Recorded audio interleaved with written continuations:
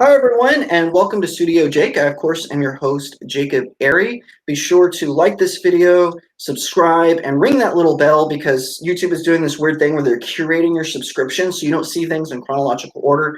So ring the little bell because that way you can get notifications if those are still a thing. We don't know anymore. But one other thing, I have a really bad sore throat, so if I just suddenly start coughing, I apologize in advance. Today I am very excited. No intro music today because we're doing this live. We've got, as we say, live to tape. I've got Courtney Kirchoff. She's the editor-at-large at Louder with Crowder. You've seen her on Morning Grinders on CRTV, now the Blaze TV. And I believe she also has a book out there somewhere that you can pick up. So Courtney, thank you so much. Welcome to Studio Jake. Well, thank you for having me. I just realized I left my window open, so if basketball starts, if there's a car going, if there's shots fired, it's probably from my neighborhood. Sorry. Well, I'm in LA, so if there's any shots fired, it's more than likely from you. Yeah, probably you. But today we have something really cool to talk about. Well, not really. It's just cool for commentators like me and Courtney. We're talking about celebrity virtue signaling, which in my opinion is kind of boring, but it's always fun to make fun of them about. We see this a lot. One of my favorite examples is Charlize Theron. She who has been Miss Feminist Extraordinaire, right? All she does is she talks about feminism and Me Too, and she was real active in Me Too and Time's Up and all this. Well, then she gets on stage and she starts complaining about how she can't get a man. And she's like, man up, men. And it's like, for the past 2 years, you've been telling men not to man up. You've been telling them to act more womanly. And so now you're complaining because you can't find someone to date. I believe she said she hadn't had like a real boyfriend in something like 10 years. But didn't she have a 7-year-old child? Yeah, something like, yeah, I think so. The math doesn't even add up right. Exactly. It makes no sense. And what is this thing where someone like Charlize Theron, where she has this cognitive dissonance, where she's like, men stop being manly, be more like women, because Me Too, men man up and date. I mean, what is that? I mean, where do they come up with this kind of stuff? Well, you cut out there for a second, so I'm going to have to assume that I think I knew what you said there, part of it. When I first read that article about Charlize, she's beautiful, so you would think somebody would want to date her, somebody would want to take that on, because why not? She's hot. But my first reaction was, it's kind of, I mean, my God. Like, just if you really want companionship, that somebody's going to love you unconditionally and just not challenge you in any way, get a dog. Yeah. Yeah. I don't know, Charlize. I don't think going on and on about men suck and then are surprised that a man doesn't want to ask you out. Like, I mean, that's kind of part of the problem with the Me Too stuff, is like a lot of guys are now gun shy. I don't know, like, what if she says no, but did she really say no? Or is she saying try harder, stupid, to try again? I don't know. So yeah, I wouldn't want to date her either. And she's hot, but not that hot. Well, I was thinking this because like I didn't really date in high school because I was homeschooled, so not many options there. But when I started was like getting into the dating world, it's exactly what you said. Like when a girl told you no, there was a way that she said it where you just know, okay, unless you were an idiot. You were like, okay, this girl is telling me no. Like, just back off. Don't even try the friendship thing. Just back off.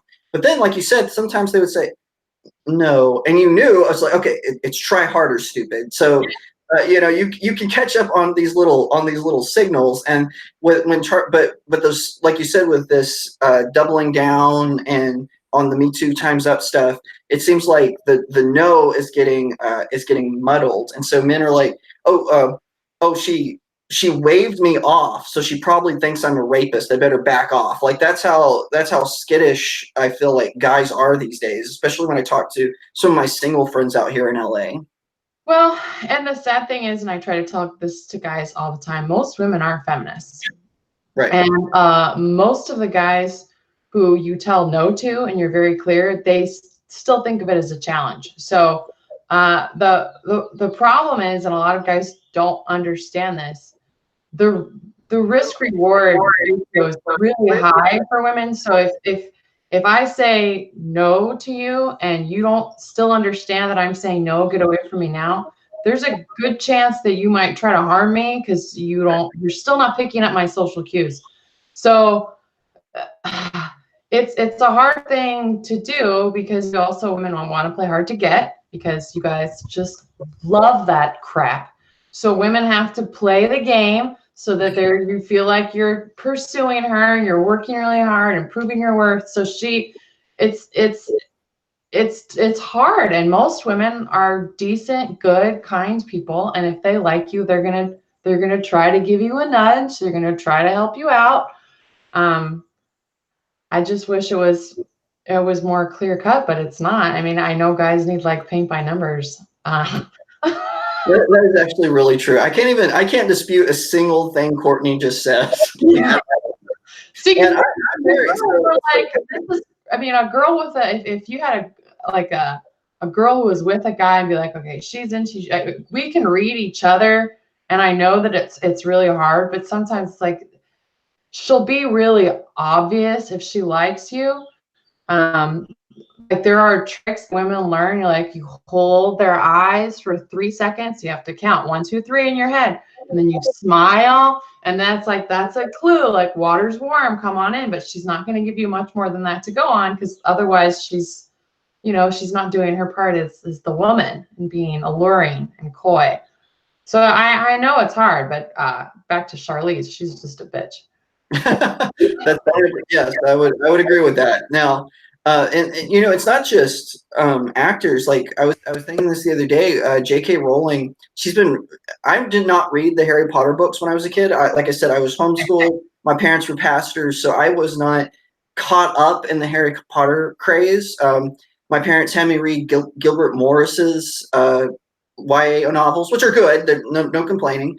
But I was not part of my generation's Harry Potter fad. But I was. You were okay.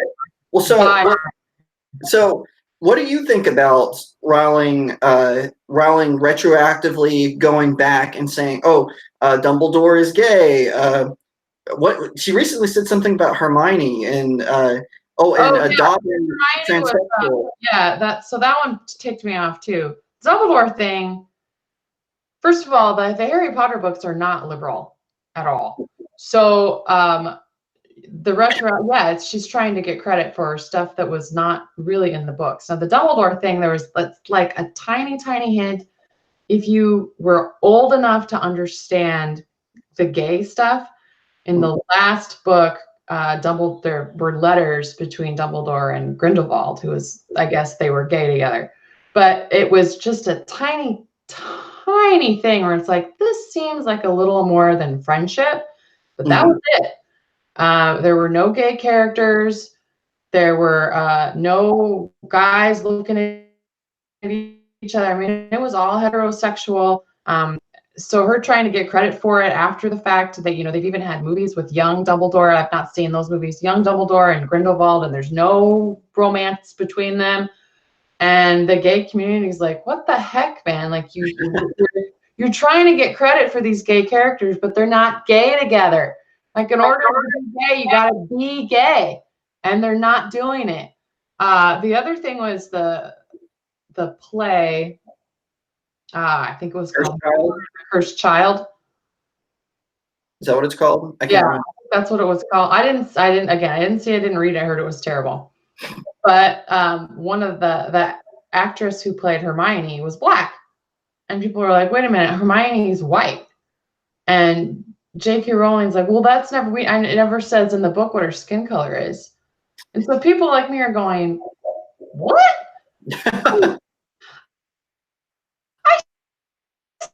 Those books, she's white. If she had a black character, the black character would be called Black. So there's a character, Angelina Johnson, she's black, and the character is written as black. Hermione is not, she's a white girl. So that one was like, stop it. That's just, it's okay for a character to be white. Don't be trying to tell your fans that they're racist because they remember Hermione being white for the 10 years they were reading your stupid books. And all the films. And all the films, yeah. It's that one I wrote about a column about that. It's like, no, I'm sorry. People are not bad for assuming Hermione is white because she was written as white. Well, you know, and also I like I said, I didn't read the books. When I was a youth pastor, the movies were I think like the fourth or fifth one was coming out, and so I went back and watched all of them because all my students were like, "Hey, you like Marvel, so you might like Harry Potter." I'm like, "Okay, those are two different genres." But anyway, I did watch through them, and I tried to watch Twilight. I watched the first Twilight, and I said, "I'm not doing this." Like, I want my minutes back. That's how I felt after The Last Jedi. It's like, I want my minutes back. Let's rewind, you know? Yeah, the Harry Potter books were great. I loved them. Movies were crap. I would like to see them remade in 20 years where the fans of the books make the movie. That's why the Lord of the Rings movies are so good, because there was fans who wrote and directed it. Right. The Twilight, I read Twilight. Did not watch the movies because they're crap. No way. So yeah, I wouldn't even try it. Mm-mm. Whenever, you know, and I want to ask you this now. This is getting kind of off topic, but it's still on Harry Potter, so I'm a little curious. Now, me as a non-reader, I went into Harry Potter films, and I thought, as far as the films go, the Goblet of Fire was the most well made. I'm not saying it was like the best overall, but when I saw Goblet of Fire, I was like, "Oh, this is actually a pretty good film." And it has what's his name who plays Edward in Twilight. I was like, "Oh, he's actually a good actor." Like I thought his character was really good. I was sad when he died, and I'm like, but then I talked to a friend of mine who is he's actually a mutual friend, but I won't say her name, so I don't want her to get hate mail. Whenever I asked her, she read the books and saw the movies, and she said the first two films were her favorite, and after that, she didn't like any of them. But so just me as an outsider, I was like, oh, I loved the Goblet of Fire, and I also liked the Deathly Hallows. I thought those three films were as far as filmmaking, they were the most well made. So if you're a fan of the books, it's hard to separate it because you're always, well, like I liked most of the movies. I hated Order of the Phoenix as a movie. It was I didn't like that one as a movie, even as an outsider. And the longest book, and to me the pacing was off. Something about the timing was off. It was just, I only saw it the one time. I'm like, this sucks. So, but the other ones, I liked Goblet of Fire, and I thought Deathly Hallows was pretty well done. There's just things you're like, that's not the characters in the books were much tougher, stronger, and more resilient, and in the movies they made them whinier and wimpier, and it's like, this isn't, Harry would never say something like this. Harry was a badass. He was sarcastic and cutting, and he would never be this much of a pussy. Sorry. No, that's all right. Well, a lot of people get mad at me because that's actually why I don't like Logan. Was they turned two strong characters from the X-Men films into these wimpy sort of, oh, woe is me characters, and I'm like, no, Professor X is supposed to be like this strong, wise wizard, and Logan is supposed to be this tough badass. But here you have him. Sorry, Mom. So here you have him whining and crying about, oh, I'm so old, and oh, my claws hurt, and I'm like, what is this? It's a bad remake of Pell Rider. But I get yelled at a lot at work for saying that. So, but anyway, no, I totally get your point. But we'll get back on. We could talk about is people who get so upset when you don't like the movies they like. So I liked the Batman v Superman, and I didn't see that movie in the theater because people are like, this movie is the worst. It sucks. So when I finally watched it on iTunes, I kept waiting for it to be crappy. And then to me, like, this is pretty good. I don't know what people are talking about. So see, I have the opposite reaction. say that on Twitter. If I say on Twitter, I liked Batman v Superman, people just come at me. Oh, I And think they're you always actually got into it. Martha. They're always like, Martha. I'm like, look it, was that an awkward scene? Yes. But I'm not gonna trash an entire movie for 30 seconds. I think you and I actually got into it on Twitter about this. Did we? I don't remember. Because to me, it's like, who cares? Like, if I like it, doesn't mean I'm like putting out an edict saying everyone who disagrees with me shall be beheaded. It doesn't matter. Like, but people just get so obsessed, especially the comic people. Oh yeah, we're the worst. Worst. I don't even want to get started. Are you a Marvel fanboy too? Because those guys are terrible. Well, I'm one of them. You're absolutely 100% right. Okay. But that kind of getting back on topic. Speaking of Marvel, talking about celebrities having freakouts. I saw Captain Marvel in theaters, and I thought it was a mediocre film. I think that a lot of people, especially on the conservative sides, were hating on it more because they just don't like Brie Larson. But to me, it wasn't like a bad film. I just thought it was mediocre. I was like, oh, okay, I'm glad I watched it. I'll own it when the whole set comes out on DVD, but otherwise I probably won't ever see it again. I didn't see it. Yeah, and if you're not a fan of Marvel, it's really not worth seeing. I'll level with you. It's fun if you're a Marvel fan, and also if you like the '90s, it's a good movie. But anyway, because it takes place in the '90s. But like Brie Larson, talk about celebrity virtue signalers. I mean, she is bar none the worst. So much so that she alienated the entire cast of Avengers Endgame. That cracks me up. Like you saw the Hemsworth thing, right? Oh, that was insane. Didn't he follow her on Instagram? Amazing. I mean, I know he's done some liberal, stupid stuff in the past, but I'm like, dude, you rock. Like, I am so on your side. I was on your side before because you're so handsome. But dang, that was brilliant. Just nailing her right to her face on camera. Well, it's so funny because I was reading one of the reasons, like they always send people out in twos for this movie because they've had to because, people accidentally drop spoilers or whatever.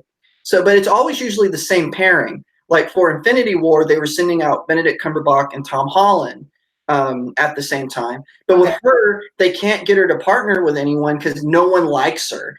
And I always think that's funny because, like, I hate to say this, but Chris Hemsworth, Scarlett Johansson, Benedict Cumberbatch, all of these actors, with the exception of Robert Downey Jr., he's not really an SJW as far as I can tell, but they all kind of created Brie Larson, right? She's just the next level of them. And, with all their virtue signaling, does that make any sense?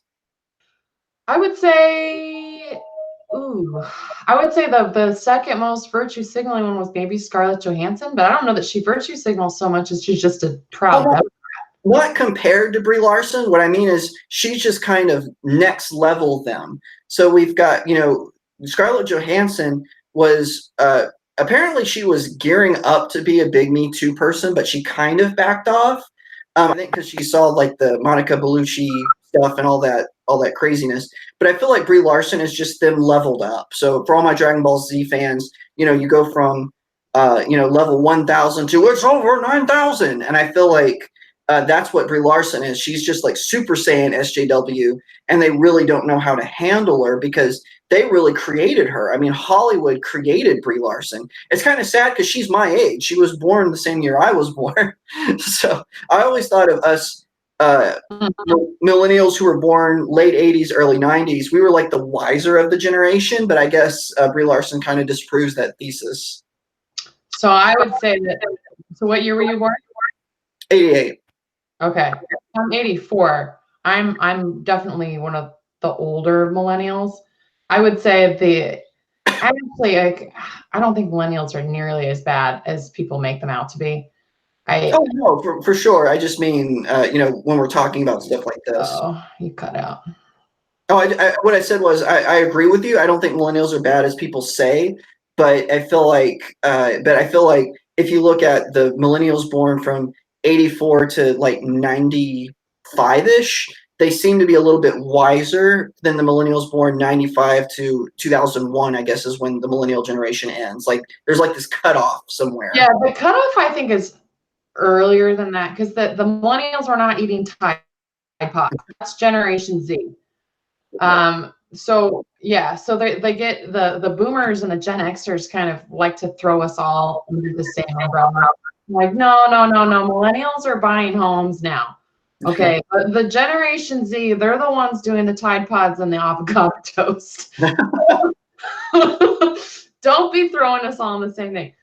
Brie Larson, back to Brie Larson. I didn't think about it that way. That yeah, Hollywood did create her. She is a product of the social justice movement, and I think it's going to bite her right in her skinny little butt. Because if people don't like working with her, and she's you have to work well with people if you're going to be an actress. You are around people 14 hours a day. Like, pull the stick out of your butt. It's not going to work. And she was just so miserable. I also saw an interview with her and Jeremy Renner. And Jeremy Renner, he seems like he has no craps to give. So he's definitely not one of the social justice warriors, I would say. But and also too, I think it comes down to like if you look, because you know Brie Larson, like a lot of people say, oh, she was really wooden as Captain Marvel, and that's kind of true. But when I watched The Unicorn Store, and I know all the conservatives are going to hate me, but I actually kind of enjoyed it. Like it's an absurd comedy, and to me, the movie makes that clear. Like it's not a movie that takes itself seriously. And so if you look at it as, oh, this is an absurd comedy, it's about a girl who she gets the opportunity to adopt a unicorn, but she has to meet these criterias, and Brie Larson plays that character. And she was actually pretty good in that role, and just that kind of weird, offbeat kind of comedy. And I was like, oh, it actually works for her. Maybe that's her niche. And you know, like you said, though, if she keeps like burning these bridges where no one wants to work with her, it's not going to matter how talented you are. I mean, think about Katherine Heigl. She's actually a pretty good actress, but no one wants to work with her. They killed her off of her own TV show because no one wanted to work with her anymore. Right. Yeah, and I think Katherine Heigl as an actress is much better than Brie Larson. Oh yeah, 100%. I've not seen. I don't think I've seen Brie Larson in anything except Endgame. I know she's in Room, and I read the book, but I've not seen her in that. So I would have to. That would be a pretty heady role. So I would have to see that. But yeah, I don't know. She's looking for things to be miserable about, and it's like, honey, you can't live your life that way. And I think that's what it comes down to. Sometimes, like we talked about before we started, like Zac Efron saying, "Oh, Ted Bundy was a product of white privilege." I'm like, the state of Florida executed him, man. A woman executed him. Like the rumor is, and so I don't. What was the context of that? Well, why did he say Ted Bundy had white privilege? I think he was saying because it was taking him so long to be caught, basically, and I think that was what he was saying. But if you look at the history of the case, which I have, I used to study. I used to be a criminal justice major. Not anymore. That was before I dropped out. But I had to study to the Ted Bundy case, him and Jeffrey Dahmer, and it was really just shoddy policeman work. The reason he really wasn't caught in his early years. But and also too, he was just so darn sneaky. But but what I was getting to that as far as Efron's comments is I feel like sometimes actors and actresses, they don't really believe what they're saying, but they're like, I have to throw out my intersectionality cred. I would agree with that. Right. And so Ted Bundy, I can say he has white privilege. Everyone hates him. And so, he can't, so like if he was to say that about Billy Graham or someone who's loved by the masses, then he might get into trouble. But he can say that about Ted Bundy. It earns him cred with the intersectionality crowd. And conservatives don't really care because, like I said, the guy was a serial killer. He confessed to over 30 murders. So I think, would you agree with that? That maybe some of them are just doing it just to get the cred, but they don't really necessarily believe it? I would agree, and I would think actually saying Ted Bundy had white privilege or white male, for whatever the comment was. I didn't see what he said in context, but when I first saw the headline, I'm like, huh. Because I do think there is some, I definitely agree that there's hot privilege, The people who are better looking do get a pass on a lot of things, and that's actually hilarious. Good example. Yeah. So Ted Bundy didn't look the part. He didn't look creepy. He got women to get into his car because he was a good-looking guy. So I would say, yeah, there was some kind of privilege there as to for sure. His justice-wise, probably not. But yeah, so that's why I'm like, I don't know that I'm going to pick at that one because Bundy was good looking, and that's how he got away with so much stuff for as long as he did. Yeah, that's true. But I just mean like the way he was framing it in that context. I do see your point. I would agree with you that they throw things out to stop the wolves from coming after them. Right. Because if you say something like if you disagreed with Me Too, then people would come after you. And we saw that last summer with a few celebrities. Mm-hmm. So if they think, oh yeah, this is a safe one, who's going to argue with me? It's like bingo. I'll just get I'll just fill in a box and then I'm free to continue on with my life. So whether or not Zac Efron even knows what white privilege is. He sees a white guy who's dead, who everybody hates. Yeah. Throw him under the bus. That'll work. I think you're right. And I honestly think if he had said it about Bernie Madoff, no one would bat an eye either. It's just, and that's what I mean. That's why I kind of feel like some of them don't actually believe in this stuff. They just want, like people were kind of in an uproar when Taylor Swift donated money to Marsha Blackburn's opponent. And I was kind of like, no, this is actually kind of a safe play because the guy, he's not really like an intersectionality Democrat. And he was guaranteed to lose. So she's like, okay, I look good. Everyone's talking about how I'm not political. I'll donate money to this one Democrat who is a safe bet. He's in my home state. He's low in all the polls, and he says all the right things. So I'll just throw money his way, and that way people get off my back. Do you see what I'm saying? I'm not saying Taylor Swift hasn't done or said other things that contradict that, but I just mean I feel like sometimes they just want to get the credit of being in that field, so that way their fans and the media leave them alone. Yeah, and I would agree with that. Just because if you see the reaction if they dare say something that they're not allowed to say. So I think you're right, and I argue that I don't think a lot of the people in Hollywood are nearly as liberal as they want you to think they are. Right. I think they play it safe and they're pretty conservative in their private lives. They just get their money. Right. Yeah, and that makes sense. And I feel like these days too, Hollywood has changed so much. Where it's before, when I was growing up in the '90s, if I heard that one of my favorite actors was going to be in a movie, I would beg my parents to take me to it. Now, no one really cares about that. It's all about the movie itself, how it's branded. And I feel, and so if you notice, Ryan Coogler, when he was directing Black Panther, he went out and now he didn't attack his audience like Brie Larson did, but whenever he would go out, he was like, "Oh yeah, it's all about Black Power, man, and Black Lives Matter and all this." But that was in the movie, but the villain was saying those things, not the hero. And so I really feel like I was saying, it's like a cater to the audience, and it's all about the branding of it. How are we going to brand this to make it look like? Because one of the things I always say is I don't know why Marvel Comics caters to SJWs in the comic books, because SJWs don't buy comics.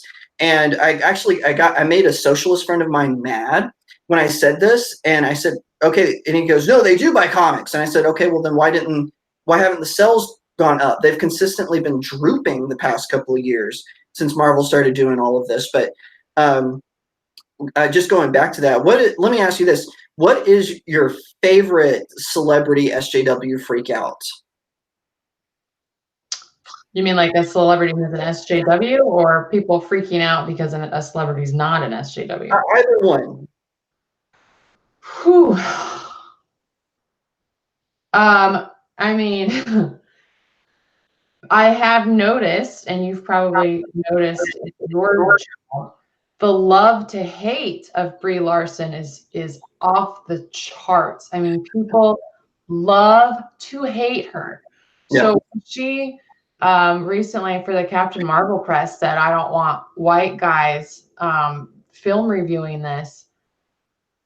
That was pretty precious because it's like, honey, who do you think is going to come see this movie? Like, I've been to comic book movies and it is not women of color who see these things. We're talking under 20 white boys who cheer at the random moments. It's like, so to me that she did that was that she insulted what was going to be the biggest demographic of the audience of her movie. To me, was like the lack of self-awareness was incredible. Because you're shooting yourself in the foot, you're shooting your studio in the foot with this crap. So that to me was, I thought some of the other stuff that she said, I'm like, this is not a big deal. And I think it gets blown out of proportion. But though I don't want white male journalists covering Captain Marvel. That was precious. Well, too bad, Brie Larson, because I did review that movie and Unicorn Store, so you're welcome. Unicorn Store.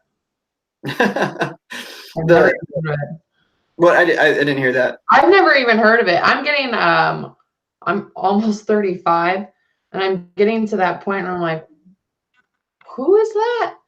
Like, you remember when you were a kid and you were like a teenager and you knew everything, like, oh yeah, like pop culture wise, who was who, actresses, musicians, you were on top of it all. And you're like, Mom, how do you not know who this person is? Well, that's because they don't care. And as I'm getting older, I'm like, who are these people? Like, what is this movie? I don't even know. Like, so you just. I know recently I've kind of come to this discovery where I'm all about the directors now. So if I like Rian Johnson, I refuse to give that man any more of my money. Like he did the Star Wars. He did Jedi. Yeah, Last Jedi. Looper was awful. The Brothers Bloom, which was billed as a comedy, is not funny. And The Last Jedi destroyed my childhood. So, it's one of those things where, for me, like if I see the director, I'll actually Google the director and say, okay, what has this guy directed? Have I seen anything that he's done? Because now there are bad actors and bad actresses, obviously, but I think that a good director will pick a good cast. Right. Nolan is a good example. Who knew Harry Styles could act, but he did a great job in Dunkirk, Yeah, I didn't see Dunkirk. I like, my favorite director is, oh crap. Now I can't remember his name. But he did Seven and Fincher. Yes. David he's a good director. Yeah, he's great. So anything I see his name even tied to, like he produced it, I'm like, oh, I'll watch that because David Fincher's amazing. David Fincher. Yeah, David Fincher. He's great. Everyone else, like, I think Spielberg used to be a good, solid bet. I was flying home from somewhere and I thought I'd watch, I read the book too. Ready Player One. And it was terrible. The movie was couldn't finish it. What movie was Ready Player One. Oh, okay. Yeah, the movie was awful. And that's a Spielberg. And it's like, what happened, man? Like this was basically about this movie. The book was an homage to you. Like, how did you screw this up? Yeah. That's how I kind of feel. Like I was like after Munich, I feel like he's only done 2 good films, which is A Bridge of Spies and Lincoln. But then all the other films within that sphere, I don't feel like he's hit any high notes since that. I think he needs to retire and just enjoy his hundreds of millions of dollars. Well, he's not going to retire because he's on a crusade against Netflix. So although he's endorsing Disney Plus. Wow. Oh, okay. Yeah, I'm okay with the theater system dying. I went because I saw Endgame and I'm like, this is going to be fun. And I would just like to say, as I know you're not as big a Marvel movie fan, judging from your tweets. I follow you on Twitter, but I do feel like your review of Avengers Endgame, for someone who doesn't like the franchise as much as I do, I thought your review of Avengers Endgame was probably the most fair out of people who are not as into or emotionally invested into the movies as I am. I thought it was one of the better, and I think I even tweeted it out. It was one of the best reviews I have read of it. Oh, thank you. Well, I just didn't want to spoil it. My thing with the comic book, I don't really need to. I don't like that I have to pick a side. So it's like, why can't I like both DC and Marvel? That's my thing. Like, can I just like it because I liked it? And then No, that's actually something I agree with you with. I like both. I like Marvel more because I like their mythology a little better. But Batman kind of keeps me grounded in DC because I'm a huge Batman nut. But I actually do agree with that. I don't think that. I disagree with you. I thought Batman versus Superman was a terrible film. I think Zack Snyder is a hack and he should be banished from Hollywood. But not just because of Batman versus Superman, The Watchmen. He hasn't done a good movie since 300. Sucker Punch anyone? But so that's why I say that. But I kind of agree with you. It doesn't have to be an either or. It can be both and and. yeah, and that's my thing. Like, I liked Wonder Woman. I thought Wonder Woman was really good. I thought Justice League was just awful. Like, just so bad. Like and I watched the whole thing, by the way, knowing that I'm like, you watch the first scene, you're like, somebody thought this was a good idea. This is not going to be good. But I still slugged through it. Yeah, that's my thing. It's like, just my expectations for comic book movies, it's not like I'm going to go see a Scorsese film. Right. It's not going to be deep. It's not going to be layered. It's going to be colorful and lots of special effects on this. That's what you expect. That's a comic book movie. And you judge it based on that, not against The Departed. That's not fair. So that's my big thing, is like, some people are really snobby about movies, and like, that's fine, but judge something for what it is, not for what you want it to be. Well, that's actually, I agree with that a little bit, because like I was reading this review, I think on Comic Book Resource, and they were talking about Jump Force, which is a video game that has a bunch of like everyone's favorite anime characters. So it's got Goku from Dragon Ball, what's his name from One Piece, Laufey or whatever. It's got all these different, I think even Midoriya from My Hero Academia is in it. And the review's headline was Jump Force, a great spectacle that doesn't go deep. And I'm like, it's a freaking video game. I don't want my video games to go deep. And that's what I'm wondering. It's like, people come out, they want big moral tales from Endgame. Like, we're talking about a villain who's purple, okay? And he has a glove, a gauntlet that he snapped with galactic jewelry to disappear half of Earth. This is not going to be an expose on really anything. It's not supposed to. It's just supposed to be entertaining. It's almost like people really should do, like, if this movie was a food, it would be. So if Endgame was a food, it would be like a pepperoni pizza. It's going to appeal to a lot of people. It's tasty. You enjoy it. Is it going to nourish you? No. It's not supposed to. It's supposed to be fun. That's it. We'll see. And that's why I'm ticky with some people. I'm like, it's not Slumdog Millionaire. It's not supposed to be Slumdog Millionaire. I thought Slumdog Millionaire was boring. I was like, what is it? Great. See, I thought it was great, because to me, it's like, it had layers, and the acting was good, and the story was great. I had never seen anything like it before. Like, this is good. But yeah, anyway, blah, blah, blah. Yeah, I know this is something weird about conservatism, and we're way off topic now, and I'll let you go here in a minute. But I have noticed that conservatives suddenly become communists when it comes to Hollywood. Like, okay, I get it. Jackson Pollock isn't as good as Renner or whatever, but like when it comes to films, like, okay, there's The Godfather, like what you were saying. There's The Godfather.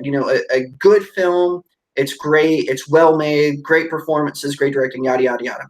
This side, there's Sharknado, and it's awful.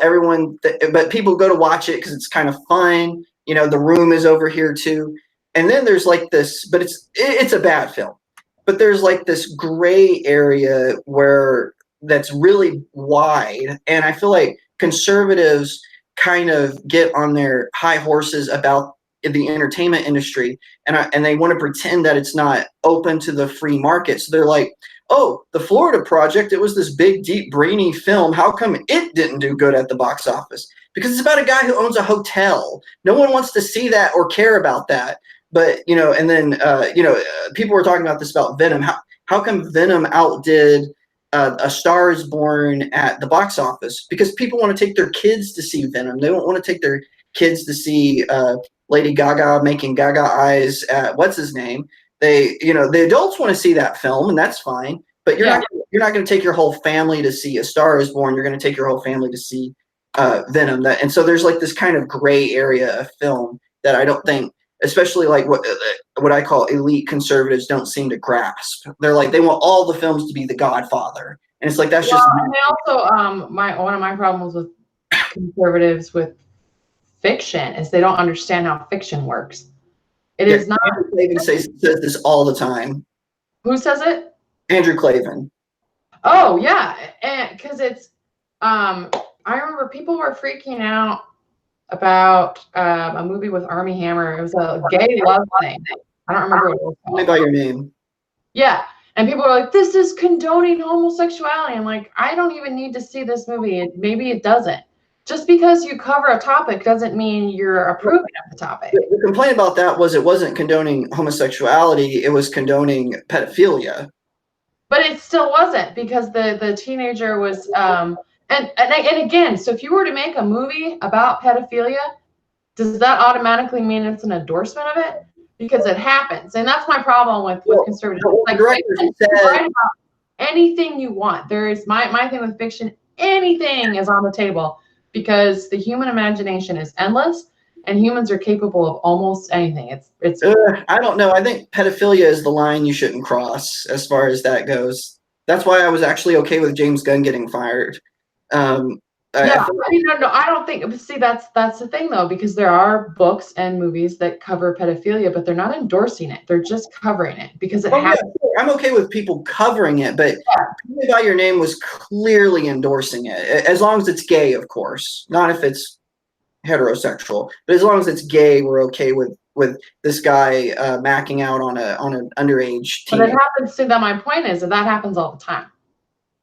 Yeah, sure, but I don't think it should. It's not right. It's not right, but it happens all the time.